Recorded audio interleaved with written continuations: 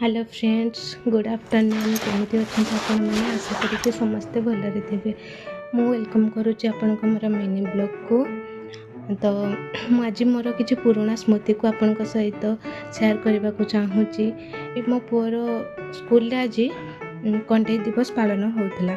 ତ ସେ ଗୁରୁମା ମେସେଜ୍ କରିଥିଲେ କି ହାତରେ କିଛି ତିଆରି କଣ୍ଢେଇ କାଗଜରେ ହେଉ କିମ୍ବା ତମ୍ବା ପିତ୍ତଳ ମାନେ କି ଟିଣ ହେଉ କିମ୍ବା ଫୋମ୍ରେ କିଛି କପଡ଼ାରେ ଏମିତି ୟୁନିକ୍ ମାନେ ହାତରେ ତିଆରି କରି କିଛି କଣ୍ଢେଇ ପ୍ରତ୍ୟେକ ପିଲାଙ୍କ ହାତରେ ଗୋଟେ ଗୋଟେ କଣ୍ଢେଇ ଦେବେ।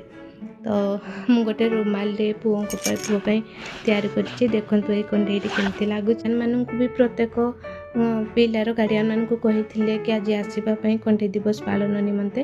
ତ ଆମେ ଯାଇଥିଲୁ, ମୁଁ ବି ଯାଇଥିଲି ମୁଁ ମଧ୍ୟ। ତ ମୁଁ ଯେତେବେଳେ ଫାଷ୍ଟ ଯାଇକି ଦେଖିଲି ସବୁ ଆଗରେ ସବୁ ଥୁଆ ହେଇଛି କିଣା କଣ୍ଢେଇ ଗୁଡ଼ା। ତ ମୁଁ ସେଇଠୁ ଭାବିଲି ମୋ ପୁଅ ପାଇଁ ବି ମୁଁ କିଣିକି କଣ୍ଢେଇ ଦେଇଥିଲି ହେଇଥାନ୍ତା। ଆକ୍ଚୁଆଲି ମୁଁ ଦୋକାନରୁ ଗୋଟେ ଆଣିକି ରଖିଥିଲି କଣ୍ଢେଇ ଦେବା ପାଇଁ। ତ ତାପରେ ଦେଖିଲି କି ମେସେଜ୍ ଘରୁ ନିଜ ହାତରେ ବନେଇକି ଦେବା ପାଇଁ କହିଛନ୍ତି, ସେଥିପାଇଁ ନିଜ ହାତରେ ବନେଇ ଦେଇଥିଲି।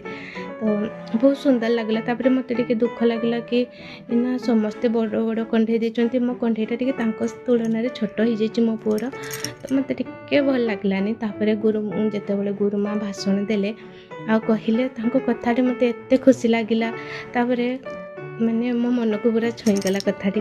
କ'ଣ କହିଲେ ଜାଣିଛନ୍ତି ନା, ଗୁରୁମା କହିଲେ ଆକ୍ଚୁଆଲି ଦୋକାନରେ ଆମେ ଟଙ୍କା ପଇସା ଦେଲେ ସବୁ କିଛି କିଣିପାରିବା, କିନ୍ତୁ ଛୋଟ ଛୋଟ ଖୁସି ସ୍ନେହ ମମତା ହାତରେ ନିଜ ହାତରେ ଯେଉଁ ଗଢ଼ିଥିବା ସେ ଖୁସିଟା ଆମକୁ ଟଙ୍କା ପଇସାରୁ ମିଳିନଥାଏ।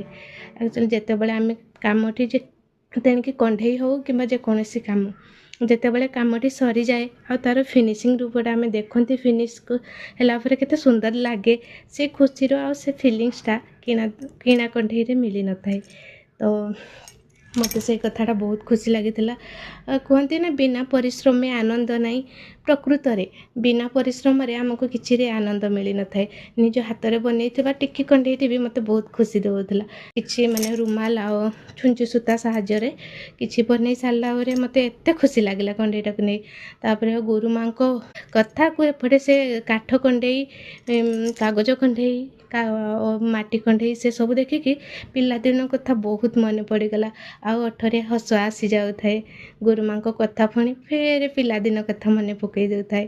ସତରେ ଆମର ବି ଗୋଟେ ଦିନ ଥିଲା ଯେମିତିକି କାଗଜରେ କଣ୍ଢେଇ କାଟି ତା ପାଇଁ ନାନା ପ୍ରକାର ଡ୍ରେସ୍, ଘର, ତା ପାଇଁ ସବୁ ମାନେ ଆଲମିରା ସବୁ କାଗଜରେ ଆମେ ପଟିକୁ କାଟି ତାକୁ ତିଆରି କରୁଥିଲୁ।